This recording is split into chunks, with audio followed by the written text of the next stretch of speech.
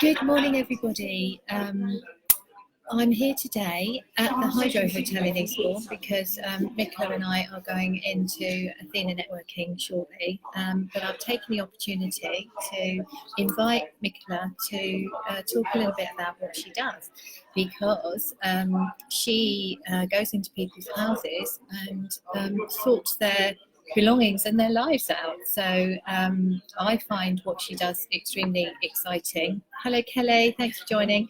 And so I'm going to invite her to speak a little bit about herself. So welcome. Thanks so much for coming on, Michaela. And just tell us a little bit about yourself. Well, I'm a KonMari consultant, which means I deliver the amazingly life-changing decluttering method called KonMari, devised by Marie Kondo, who people may have seen on her Netflix show, or they may have read the Life-Changing Magic of Tidying Up book. So I'm a consultant trained by her and her team to go into people's houses and basically help them declutter their lives, declutter their houses, organise things better, and basically it's such a transformative process.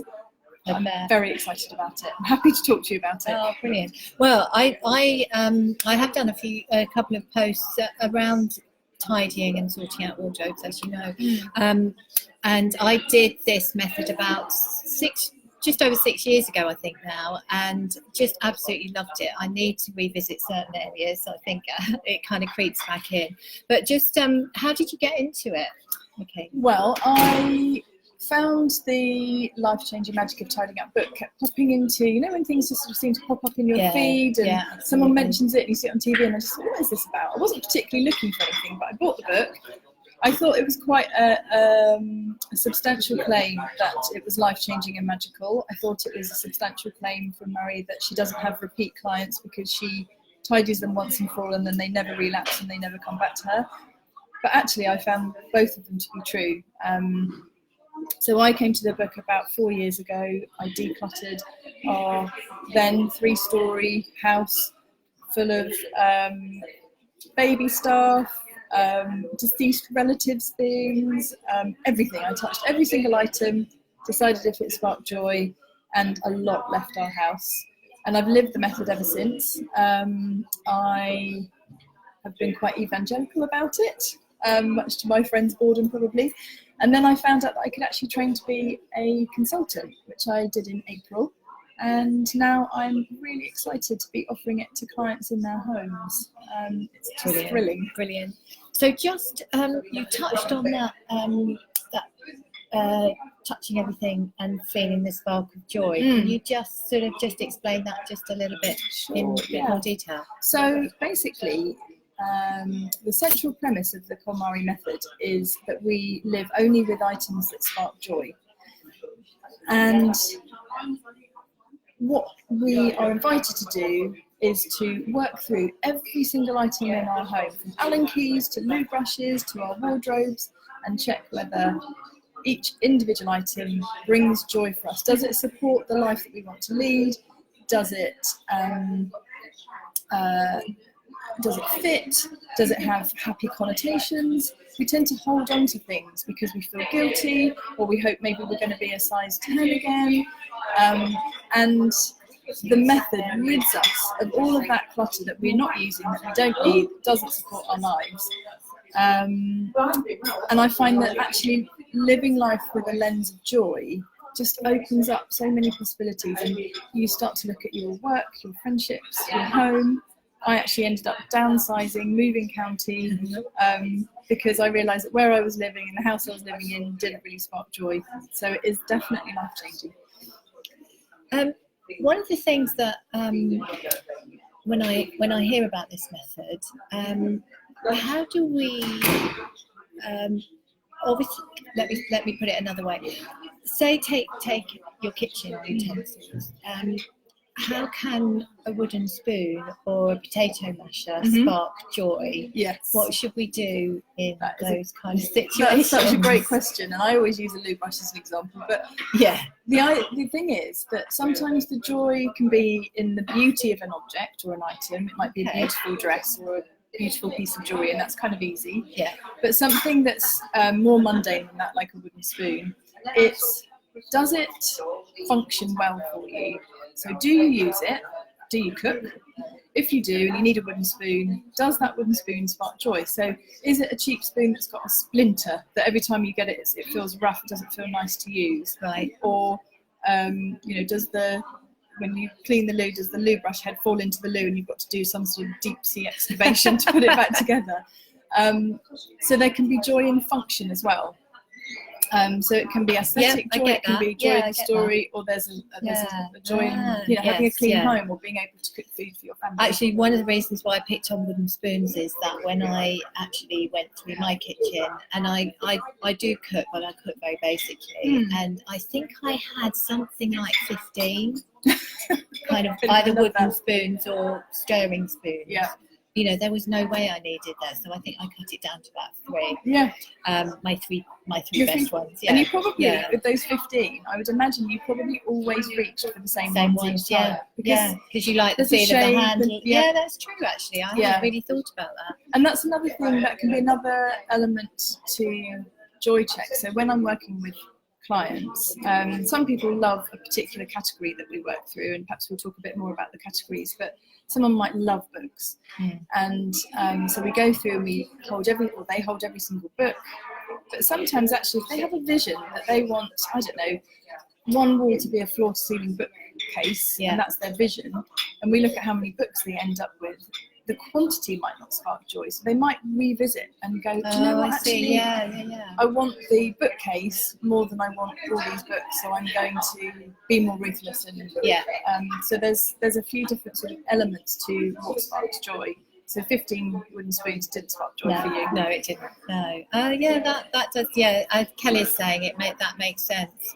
So Kelly, you're also saying that you've tried to declutter so many times and only ever start, but not get finished, and then it seems to be worse than before you started. Yes. Have you got any tips for Kelly? I do. That is really common. I think we are not really taught to tidy. And not taught to tidy properly, and so the idea is that really tidying is sort of shoving stuff in a corner or shoving stuff in a drawer, just getting it out of your sight. And this method, because this brings me nicely onto the categories actually. Yeah. We work in categories, not locations, so we never say, right, we're going to tidy your bedroom. We start with clothes, which is how you and I have connected. Yeah. That's the bit I do. Start with clothes, and we do books, personal papers, then kimono, which is what we would call miscellaneous. So that's everything else. That's your wooden spoons, that's the loo brush, etc. And we finish with sentimental, because that's the hardest thing to get rid of.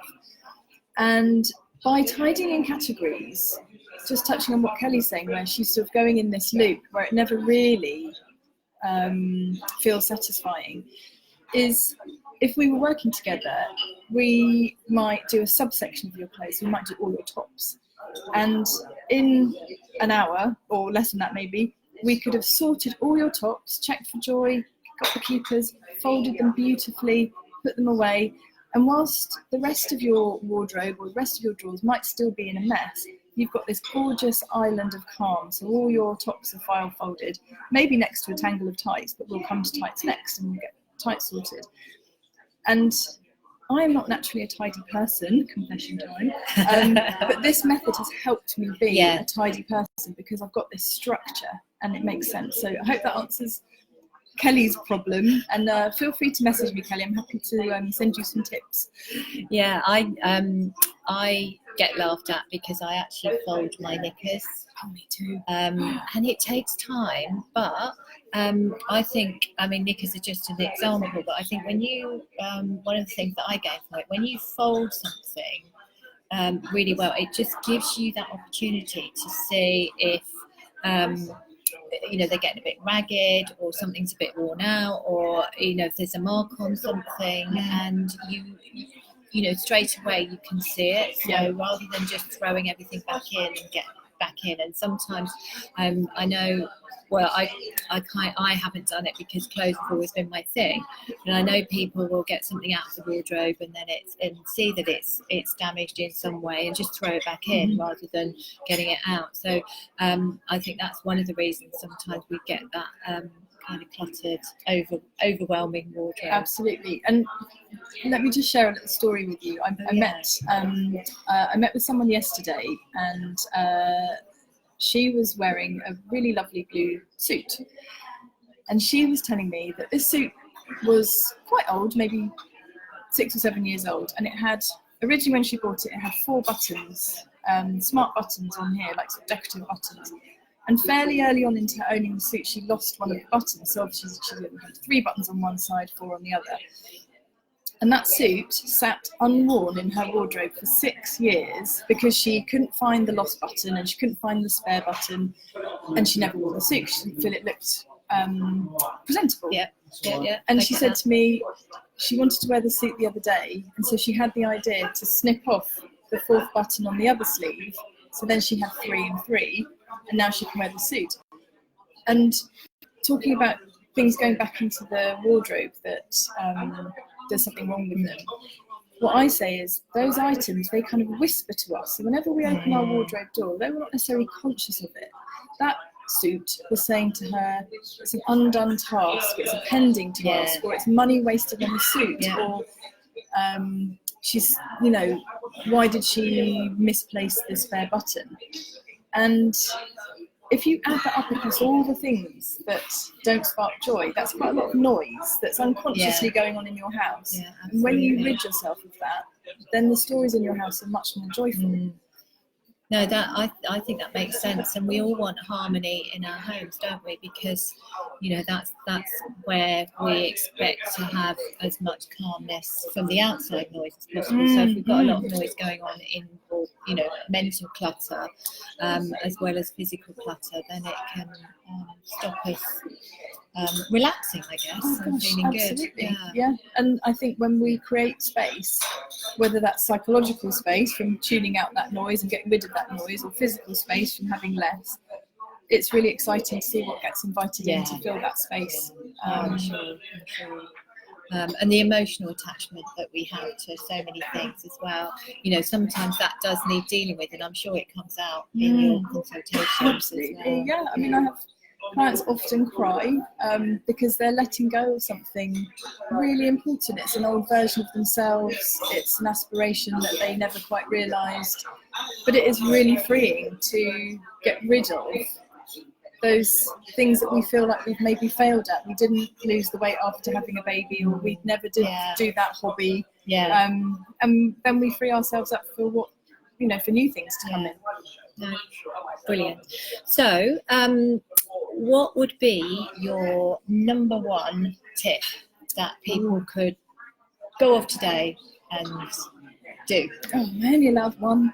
Well, apart from phoning you for a consultation, and I'll put the details below of how to get in touch with Michaela if you would like to. But she is part of the group now, so you can always message her on here as well. Yeah, please do. I'd love to hear from you.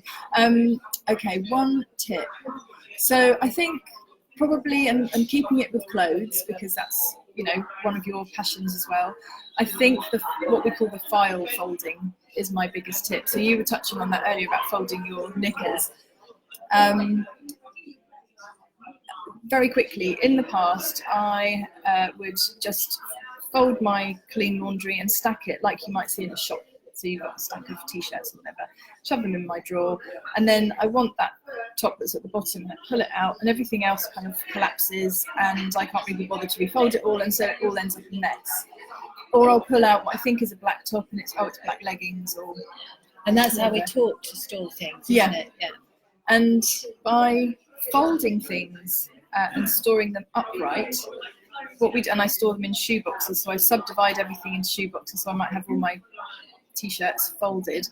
I can see every single top at a glance. So if I want that particular black top, I can see it by the fabric and I know it, and I just pull out that top, and I'm not disturbing anything else. It all stays in place because it's corralled into a shoebox. So that would be my top tip. And there's loads of videos.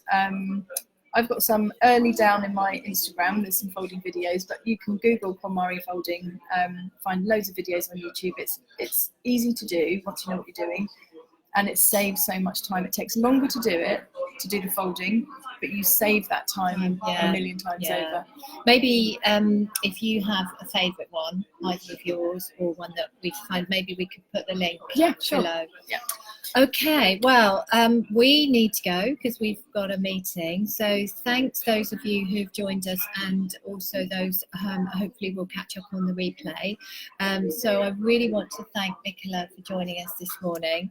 If you've got any questions for her, I say, pop them on the feed down below, or message her. I say she's in the group now under the tidyhouse.co.uk.